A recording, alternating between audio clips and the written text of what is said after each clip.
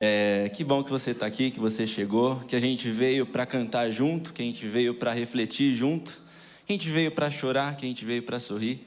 Esse é o nosso momento. E agora chegou o momento da gente abrir a palavra de Deus. E antes disso, eu vou fazer uma oração. Você me acompanha. Oremos. Senhor Deus, nosso Pai, a gente agradece pela oportunidade de abrir a Tua Palavra, a gente agradece porque a gente faz isso crendo que há bênçãos importantes e especiais para aqueles que abrem a Tua Palavra juntos, Pai.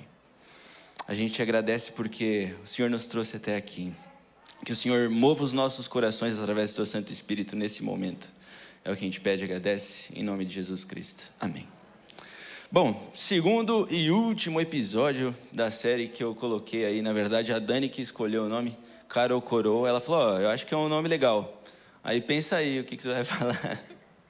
E eu peguei algumas referências e acabei encontrando no Sermão do Monte o grande objeto da nossa discussão aqui. Então, semana passada, a gente, na verdade, terminou, não só aí, mas com os desdobramentos do que significou esse Sermão do Monte. Para quem não sabe, o Sermão do Monte está no Evangelho de Mateus, certo? Dos capítulos 5 ao 7, em que Jesus ele fala palavras de conforto, mas também fala palavras duras. E faz vários convites àqueles que ouviam.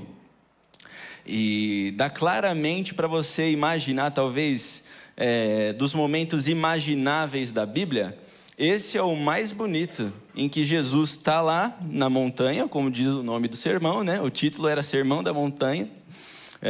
Não sei se Jesus falou isso no começo, igual eu falei aqui do Cara ou Coroa, mas o fato é que ele colocou muitas coisas, assim como ele tinha essa habilidade, né? A gente falou do dai a César o que é de César semana passada. O dai a César são 8 palavras. Em 8 palavras eu poderia ficar aqui fazendo uma série até o final do ano. Porque Jesus ele fala pouca coisa e muita coisa ao mesmo tempo. E nesse Sermão da Montanha ele, mais uma vez, fala muita coisa em apenas 3 capítulos da Bíblia. Tudo que ele falou coube aqui em 3 capítulos, mas talvez não caiba numa vida toda. A gente precisa de uma vida toda para conseguir fazer o que ele convida a fazer. E eu estou aqui para dizer, antes de tudo, e eu vou repetir isso algumas vezes durante o sermão, a gente está acostumado a buscar a Deus e ligar o ser Deus à religião, né? A gente vem, fecha os olhos na religiosidade e canta junto, e se ajoelha junto aqui. E se você está aqui e não está acostumado e talvez não se considere uma pessoa religiosa, saiba que esse chamado é para você também. Porque é um chamado de melhoria de vida. É a vida na verdade, é a realidade daquele que ama profundamente a ponto de ter vindo morrer por você aqui na cruz. É sobre isso que a gente vai falar também. Bom, espero ter já dado aqui as cenas dos últimos episódios mais ou menos aqui. E eu fiquei com uma dúvida, né, semana passada, porque a gente falou do dai a César o que é de César, e aí ele fala assim, dai a Deus o que é de Deus. E eu fiquei pensando, como que eu faço isso? Porque dar a César o que é de César era simplesmente, né? Vamos voltar, recapitular aqui.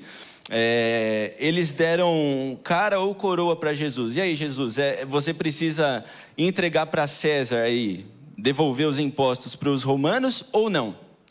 Era cara ou coroa. E aí Jesus ele fala, toma essa moeda inteira para você. Dai a César o que é de César. E como que a gente dá a Deus o que é de Deus? Em outras palavras, eu não vim pregar política. Eu não vim pregar cara ou coroa. O meu reino é diferente. E diferente de tudo o que vocês estão pensando em... né? Era um esquema, um estratagema para que Jesus fosse pego ali, né? Nos seus ensinamentos. Eles queriam prender Jesus. Eles estavam decididos a prender Jesus nesse diálogo. Ali já era terça-feira antes da crucificação. E o tempo passou, na mesma semana ele foi morto. Um preso político também, né? Mas não por política, não por filosofias humanas. E a gente vê que antes disso ele convida. Ele é um grande convidador. Jesus Cristo é um grande convidador. e a gente vai ler menos passagens do que semana passada. A gente começa com o livro de Marcos, todos no Evangelho praticamente. Marcos capítulo 1, versos 16 ao 20. Abra aí comigo, e depois eu convido você a ficar ali entre os livros de Mateus, no capítulo 5, para ir folheando e lendo as coisas que eu vou mencionar aqui. A gente não vai ler o capítulo 5 todo, que é mais para frente. Mas aí, o convidador, ele chega nos versos 16 ao 20, do capítulo 1 de Marcos, e diz o seguinte, né? Caminhando junto ao mar da Galileia, viu os irmãos Simão e André, que lançavam a rede ao mar, porque eram pescadores. Por isso, o meu pequeno grupo chama pescadores, por causa desse verso aqui. Disse-lhes Jesus, vinde após mim, e eu vos farei o quê? Pescadores de homens. Então, eles deixaram imediatamente as redes e os seguiram. Pouco mais adiante, viu Tiago, filho de Zebedeu, e João, seu irmão, que estavam no barco consertando as redes. E logo os chamou, deixando ele no barco a seu pai Zebedeu, com os empregados, seguiram após Jesus. Sem muito comentário aqui, a gente vai para o capítulo 2, versos 13 e 14, porque Jesus tem um outro chamado, um outro convite, ou o mesmo convite para outra pessoa. De novo saiu Jesus para junto do mar, e toda a multidão vinha ao seu encontro, e ele os ensinava. Quando ia passando, viu a Levi, filho de Alfeu, sentado na coletoria, e disse-lhe, segue-me. Ele se levantou e seguiu. Esses aqui são os discípulos, você deve saber quem são, né? Ou já ouviu dizer que Jesus tinha 12 amigos mais próximos, os 12 discípulos. Esse aqui é o chamado de alguns deles. Mais para frente no livro de Marcos, o evangelho de Marcos é assim, né? No que alguns se demoram um pouquinho, aí pegam por tema, a gente fica meio perdido na cronologia. Marcos parece que o ministério inteiro foi em uma semana de Jesus. Parece que foi, ele chamou aqui, aí depois foi ali em Mateus, coletor de impostos, né? Publicano, e chamou também. E aí o que eu quero chamar a atenção? Jesus chama, eles simplesmente, no primeiro caso, pescadores, eles largam a rede, ou as redes, e seguem Jesus. Aí depois, o cara está sentado, Jesus vira para ele e fala, segue-me. E o que ele faz? Simplesmente se levanta e segue. E a gente é tentado a pensar, cara, tem alguma razão histórica, psicológica aqui, porque, sei lá, eles já deviam conhecer Jesus, Jesus talvez já fosse famoso, Jesus já tinha almoçado com eles ali. A gente fica tentando, né, pensar. O próprio comentário bíblico adventista, ele faz algumas conjecturas aqui, só que a Bíblia mesmo não faz nenhuma conjectura, não. Porque o que importa nesse texto, a Bíblia não está nem um pouco interessada em explicar por que eles se levantam e seguem. Eles simplesmente vão, porque o que importa é quem está chamando, quem é o convidador. Jesus Cristo, ele tem essa autoridade de chamar, e você simplesmente ter que se levantar e seguir. E isso aqui já é a graça, e a gente vai falar um pouco sobre isso hoje também, sobre a graça. Nessa lógica do cara ou coroa, a gente lida muito hoje com a expressão graça barata, e eu não quero discutir da maneira como ela é discutida hoje, não quero trazê-la aqui com essa relação entre, pode tudo hoje, ou, não, mas tem que fazer isso, isso e aquilo para ser salvo.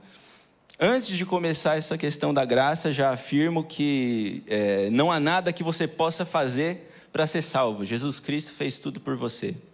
Só que há, assim, não vou usar uma adversativa, né? Uma aditiva. E há o chamamento. Além disso, há um chamamento, há um convite. E o convite não é barato. Porque o que custou tanto para Deus não pode ser barato para você. Não pode ser barato para mim. Não é que você precise morrer pelos seus próprios pecados. Porque se você fizesse isso, não ia adiantar nada. É onde a gente merecia estar mesmo. A questão é que a graça, na verdade, é preciosa, no sentido de custo, tem um preço muito alto. E Jesus Cristo, ele simplesmente chama. E aí eu fico me perguntando, chama para quê? Essa coisa do convite, né? Eles largam a rede e eles vão fazer o que depois? Foram viver do que depois? A gente não sabe se eles continuaram com a profissão, não deixa claro aqui, né?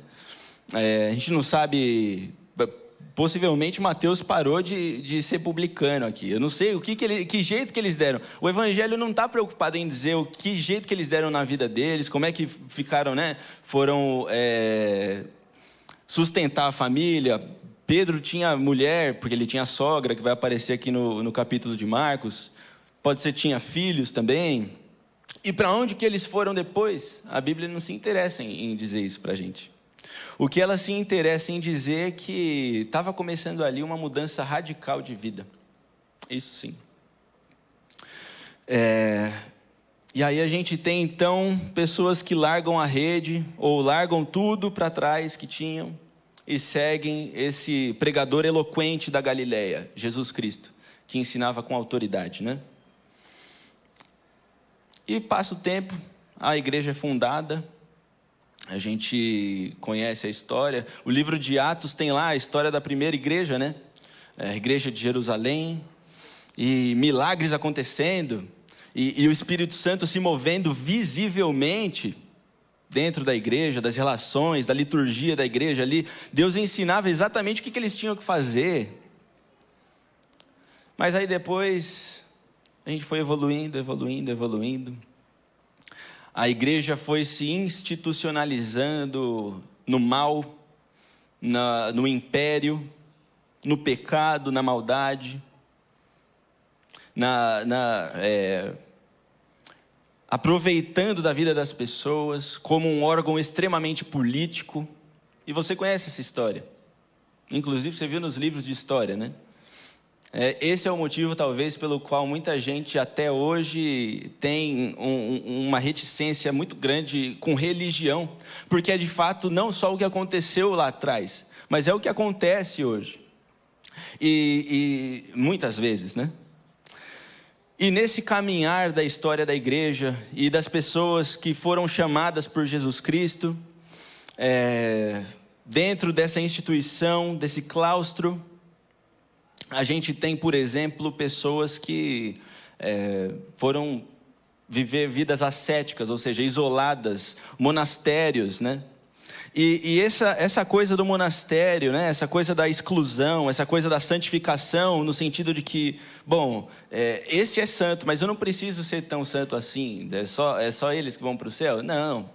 Então a gente chegou num momento da história, por exemplo, em que pessoas, elas eram completamente devotas à igreja, a Deus, e outras pessoas que não sentiam esse chamado, não se sentiam obrigadas ou não levavam a sério os mandamentos de Jesus Cristo, a interpretação de Jesus Cristo à letra da lei.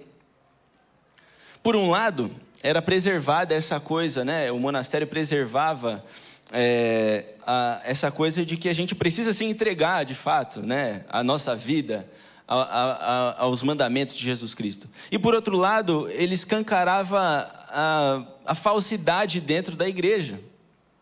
Aquela coisa de só ir, depois ir para casa e beleza, se eu fui para a igreja, estou salvo, está tudo certo. E anos isso acontecendo. E a gente tem sistemas análogos a isso até hoje também. Bem debaixo do nosso nariz. Só que semana passada a gente combinou que quando Jesus fala e manda no Evangelho, ele comanda no Evangelho, né, os mandamentos, não é metáfora, não é brincadeira, não é uma alegoria. E o que foi que ele falou, né? A gente pode ir, você pode folhear aí comigo, Mateus capítulo 5. E aí eu fico pensando, né? Um desses homens que viveram, dessas pessoas, não só homens, né? Que viveram isoladas e que se diziam viver uma vida por Cristo. Então o mérito era deles, porque eles decidiram viver por Cristo. E o resto, então, se não sentia esse chamado, de nada, né? Aí eu fico pensando também, e a profissão corriqueira? E como é que fica a pessoa que precisa levantar e trabalhar? Como é que ela exerce essa entrega a Jesus? Será que é possível para nós? Será que todo mundo precisa ser pastor para se entregar de verdade? Acho que o pastorado, né? Ou, enfim, a família pastoral tal, é que faz essa relação hoje, né? Então, Lutero, por exemplo, ele era um pastor. Ele era um sacerdote. E um dia, você conhece a história lá, 1517, no século XVI, tem a reforma luterana, entre outras reformas. E aí Lutero, ele vai, e o que ele faz? Ele se sente impelido a sair e ir para o mundo, né? E aí um sapateiro, uma vez, um homem simples, chega para ele e fala assim: Lutero, como que eu me entrego para Jesus? Será que eu preciso largar tudo? Será que eu preciso ser extremamente religioso? E aí esse sapateiro, esperando a resposta assim: sim, vai lá para o monastério e entrega assim, você tem que fazer voto de pobreza, não pode mais exercer sua profissão. Mas Lutero, ele faz o seguinte, ele diz assim: volta para a sapataria, faz um bom sapato e vende por um preço justo. Isso é bom, porque aí a gente pode aplicar a nossa vida. Porque foi isso que Jesus pediu. E aí tem duas coisas, né, dentro dessa resposta de Martinho Lutero ao sapateiro, amigo dele. Primeiro, a técnica. Você precisa dar o seu melhor aonde você está. Você tem que fazer um bom sapato onde você está. E a outra coisa, vender por preço justo, isso já dá ordem moral. O que as pessoas veem em você quando, mesmo fazendo um bom trabalho, você se relaciona com elas ali? Como que fica? Você está vendendo o seu sapato a preço justo? A vida com Cristo começa aí. E é possível, sim, né? A gente vai ler daqui a pouco o capítulo 5, verso 48, em que ele fala: sede perfeito como perfeito é meu Pai. A gente tem certa aversão a falar em perfeição. E de fato a gente não vai ser perfeito. Nem física, nem moralmente. O fato é que buscar a perfeição é necessário. E o chamado de Cristo da graça preciosa é esse: buscar a perfeição. E que perfeição? Eles foram, os discípulos, eles foram muito perseguidos depois, certo? Por que eles foram perseguidos? O que eles fizeram de errado? O que eles pregavam? O que Jesus Cristo pediu que a gente fizesse?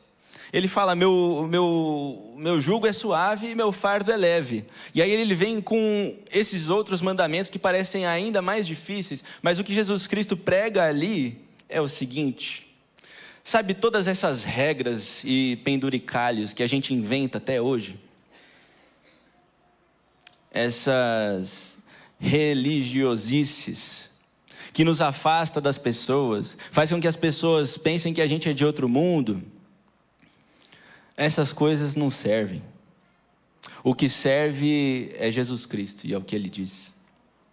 O que serve é o que ele explicou da lei, porque a lei estava sendo mal interpretada, e a gente incorre no erro de interpretar errado mais uma vez, e olhar para o outro e pensar: não, mas esse ali não vai para o céu, não é possível. Olha o que ele faz, olha como ele se veste, olha o que ele fala. Colocando no outro a carga que Jesus tirou. Aí significa que você precisa, né, de novo, que você precisa então, que você pode então fazer de qualquer jeito? Não, porque o chamado de Cristo ainda está aí. E se ele chamou, é para fazer. Agora vamos ver o que ele chamou para fazer. Abra aí no capítulo 5, finalmente. Mateus capítulo 5, a partir do verso 21. O Sermão do Monte tem as bem-aventuranças, o Sermão do Monte tem admoestações, né, exortações, é uma grande pregação, a maior de toda a história. E aí a gente começa do homicídio, e aí ele fala assim: aquele que se irar contra o seu irmão, já está matando. Antes era só se matar, se assassinar, e você, incorre ali, você perde a sua vida também e tal. E Jesus, ele começa a elevar esse mandamento, e ele fala que se você xingar, estou falando literalmente, gente, quantas pessoas você xingou essa semana? Dentro de casa. Ele está falando do irmão. O irmão é aqui dentro da igreja? Só? Não. Jesus, ele se refere a irmão como qualquer pessoa que você está andando no trânsito. Você xingou no trânsito? Jesus diz o seguinte: se você xingou no trânsito, você está amaldiçoando ali, criando uma barreira entre mim e o seu irmão. E quando você cria uma barreira entre você e o seu irmão, você está criando uma barreira entre você e Deus. E é difícil não xingar, não é? Na sua intimidade, na sua cabeça. Como que faz isso?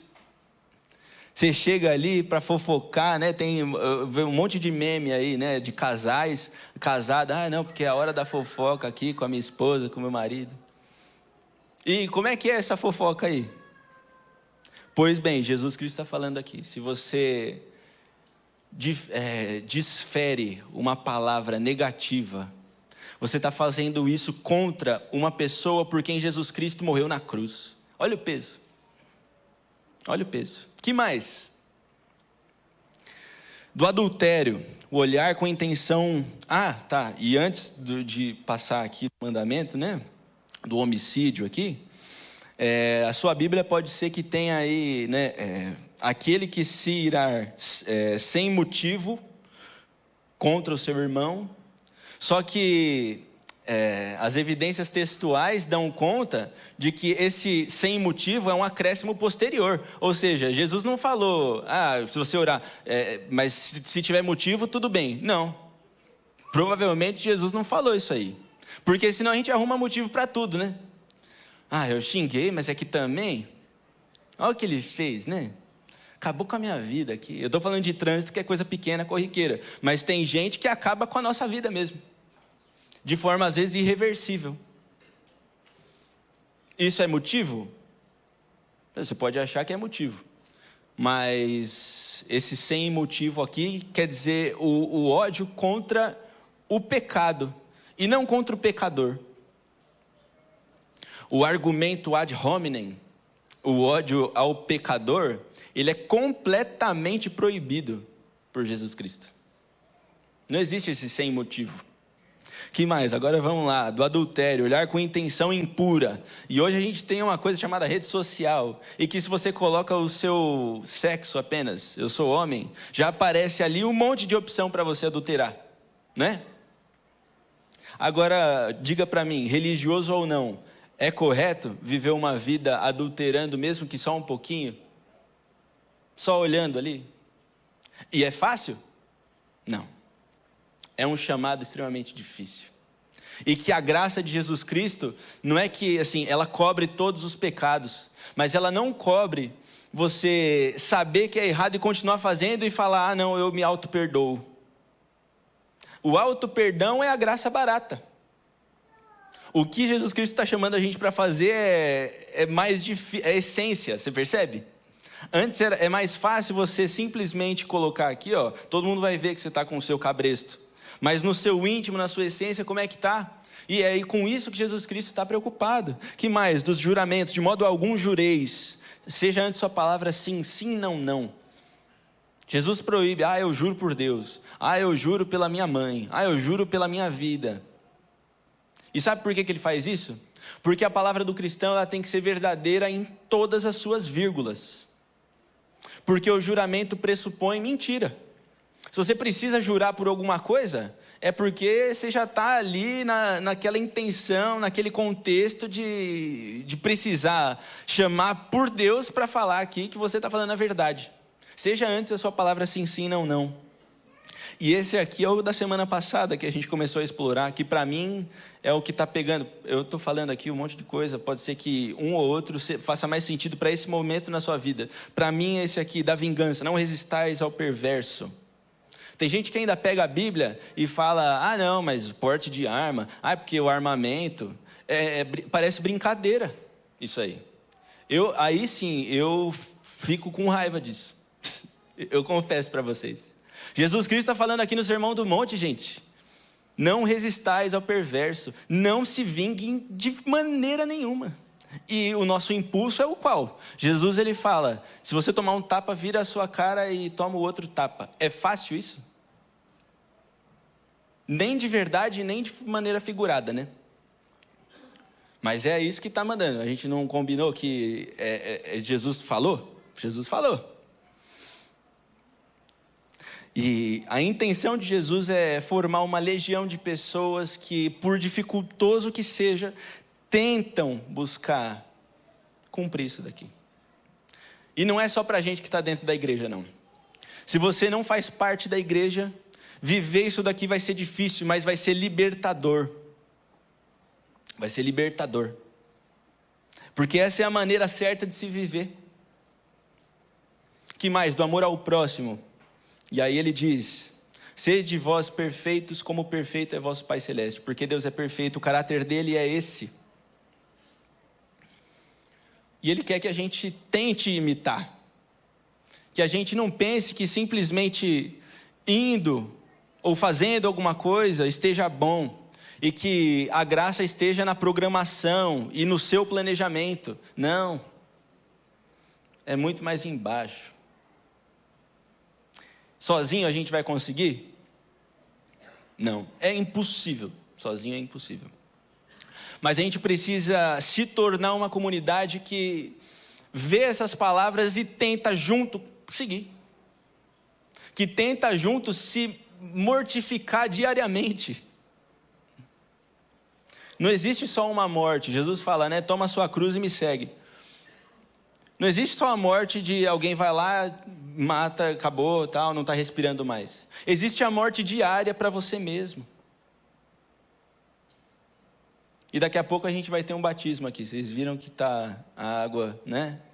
Ali, tudo pronto. Teve muita gente que é muito bem-vindo e está aqui para presenciar esse ato de entrega. O processo pelo qual a Bia vai passar hoje significa tudo isso. Ela vai estar dizendo o que vai no coração dela. Ela vai dizer, olha, é difícil, mas eu vou tentar. E ela está falando assim, eu vou tentar junto com vocês que estão aí. Família, amigos, igreja. Eu preciso ligar primeiro, né? Eu peguei um monte de referência. Da semana passada foi de um livro chamado O Reino de Deus está em Vós. Para quem quiser, está tudo disponível nesse texto aí, Discipulado, do Dietrich Bonhoeffer. É um pastor alemão e ele morreu em 1945. Esse ano te lembra alguma coisa? O que aconteceu em 1945? Segunda Guerra Mundial acabou. 10 dias antes de os ingleses chegarem e libertar os prisioneiros lá dos campos de concentração, esse pastor luterano que lutou contra o regime nazista foi enforcado. E aí, ele pregou muito sobre discipulado, e o médico do campo de concentração, o médico nazista ali, trabalhando para os nazistas, falou o seguinte, relatando a morte desse pastor que pregou e realmente viveu. Ele disse assim, pela porta entreaberta de uma sala no prédio do quartel, viu o pastor Bonhoeffer ajoelhando-se em profunda oração com seu Senhor Deus antes de tirar as roupas dos prisioneiros. Os executados deviam despir-se completamente e ir nus à forca. Fiquei profundamente chocado com a forma devocional e certa de oração desse homem extraordinariamente simpático. Ele também ofereceu uma breve oração no local da execução, e então com coragem e calma subiu a escada para a forca. A morte ocorreu depois de alguns segundos. Em meus quase 50 anos de atividade médica, dificilmente vi um homem morrer com tanta devoção. Porque esse homem, esse pastor, ele entendeu o significado do chamado de Jesus Cristo. Pedro, a primeira coisa que Jesus fala para Pedro, que a gente leu aqui, segue-me.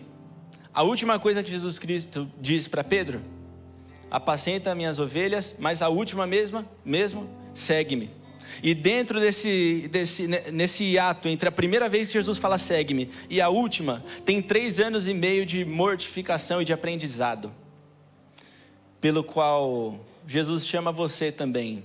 E Ele não está interessado se você é bom agora, se você quer compromisso agora. Ele não está interessado quem você é. Ele sabe exatamente quem você é. Ele morreu por você na cruz. E Ele está te chamando para viver a vida verdadeira, para viver a vida que vale a pena. Agora a gente vai cantar e eu peço que você reflita. O que eu posso mudar durante essa semana? De que forma Jesus Cristo tem me chamado? É você com você mesmo. É você com o Espírito Santo. Ele está te chamando hoje. E o convite é hoje, não é para amanhã. Deus não conhece ontem, não conhece amanhã. Ele quer hoje você.